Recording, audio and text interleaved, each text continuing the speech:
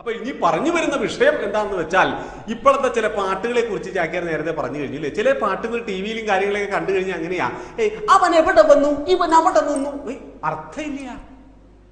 അവൻ എവിടെ വന്നു അവൻ എവിടെ നിന്നു എന്താ ഇതിലെന്താ അർത്ഥം? നമ്മൾ ടി വിയിൽ കണ്ടല്ലേ, നിന്നെ ഞാൻ പ്രേമിച്ചോട്ടെ മകളെ, ഓ നിന്നെ ഞാൻ പ്രേമിച്ചോട്ടെ മകളെ എന്ന്. കുടുംബമായിട്ട് ഒരു കാര്യമില്ല. പക്ഷെ ആ പഴയ ഗാനങ്ങളൊക്കെ ഒന്ന് എടുത്തു നോക്കൂ. ചാക്യാർ ഇതിവിടെ പറയാനുള്ള കാരണം എന്താണെന്ന് വെച്ച് കഴിഞ്ഞാൽ, പണ്ട് ഇവിടെ കൺമഷി ചാന്തുപൊട്ട് അങ്ങനൊന്നും കിട്ടില്ലായിരുന്നു കേട്ടോ.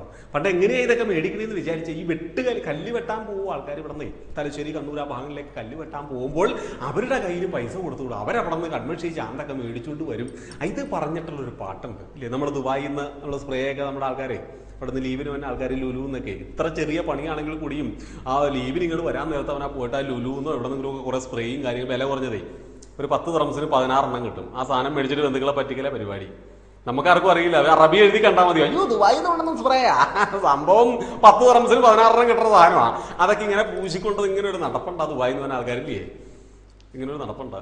ഒരു 6 ദിവസം കഴിയുമ്പോഴേക്കും അത് ഇങ്ങനെയാവും, ഒരു ഇഷ്ടിക കുറയും.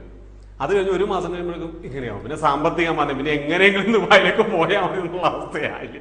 എന്ന് പറഞ്ഞ പോലെ ഈ വെട്ടുകല്ലിനെ കുറിച്ചും ഈ പഴയ അർത്ഥങ്ങൾ, ആ പാട്ടിന് ഒരു അർത്ഥം ഉണ്ടാകും ഇല്ലേ. പുത്തമ്പറമ്പോടെ 18 കുന്നേറി കല്ലിട്ടും മതിലരികെ എന്റുണ്ണി ഒരു ചാച്ചൻ കുഞ്ഞാളെ കല്ലെട്ടാൻ പോയിട്ടുണ്ട്.